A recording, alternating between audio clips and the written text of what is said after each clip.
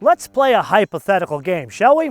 Let's say that you are the CEO of a small British car manufacturer, an independent one, and you very much want to sell cars into new and emerging markets. The only problem is the people who run those new and emerging markets love taxes, especially those on fast, expensive cars. So you got to make some changes, but you don't have the budget to make those changes. So what do? Well, this is a hypothetical. Maybe you go to one of your investors, pilfer one of their best engines.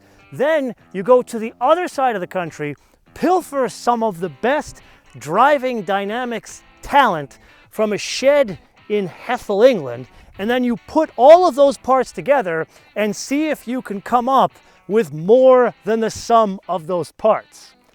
That is the focus of today's Tech Review.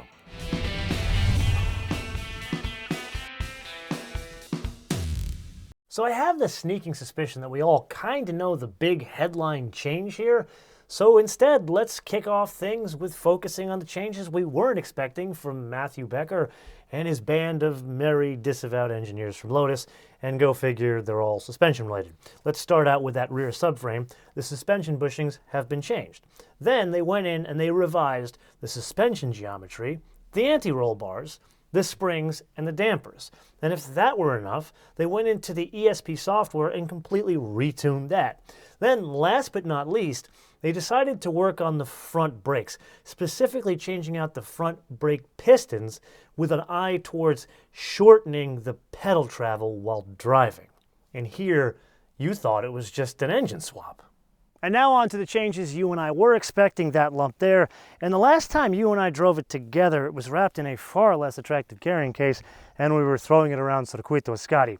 Even so, the donation from Mercedes, the numbers still all stay the same. So it's a 4-liter twin-turbo V8. The turbochargers are packaged in the V. 503 horsepower comes in at 6,000 RPM. 498 pounds of torque comes in at 2,000 RPM. Stays flat all the way up to 5,000 RPM. It sends the power to the rear wheels only through an 8-speed ZF transmission. Now, as a reminder, that's the same transmission that's in the 12-cylinder DB11 that we drove. So let's call it an Aston Martin transmission. Now let's put aside bullets and numbers and focus on the man that runs Aston Martin. You see, he's not the usual businessman bean counter with an MBA. He's a doctor, but not the kind of doctor you go up to and say, hey doc, my elbow's bothering me. He's the kind of doctor that's got like degrees in math, physics, and engineering, stuff far above our head. So he didn't take an engine from Dr. Zetsche and just throw it into his car and call it a day. They made a number of changes, and the biggest is the ECU is different. And I would argue the changes are for two reasons. Number one, to give a Mercedes engine an Aston Martin personality, and far more important, to give this Mercedes engine an Aston Martin sound. Now there's a couple of other changes that support this.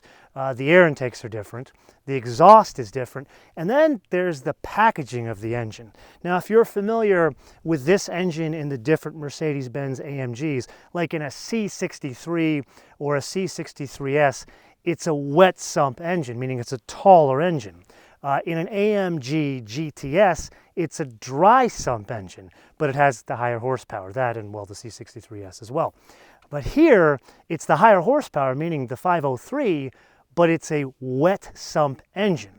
Now, the packaging is interesting because they had to change the engine mounts, yes, to somehow accommodate a different engine, but I would argue they changed the engine mounts to make this engine sit lower in the car to give it, again, its own personality. All this stuff we're going to have to find out in the full first drive review, so make sure you come back for that. But in the interim, I have to point something out, because this is the first time I've ever seen this in an Aston Martin, and you and I have driven many. This is the first Aston Martin I have seen with an inspection plaque that is from a woman. So Victoria with a K, thank you for looking after us. Okay, so now let's geek out about the interior. And really in concept, it is not significantly different than the V12 we drove back in May. But take a look at this. It is a totally different experience. It's almost like it's a totally different interior. And that's because the materials and the textures are different. Take a look at the wood there. It's a satin finish wood as opposed to the crushed carbon fiber that was in the V12. Also, take a look at the color of the leather. They call it copper tan metallic.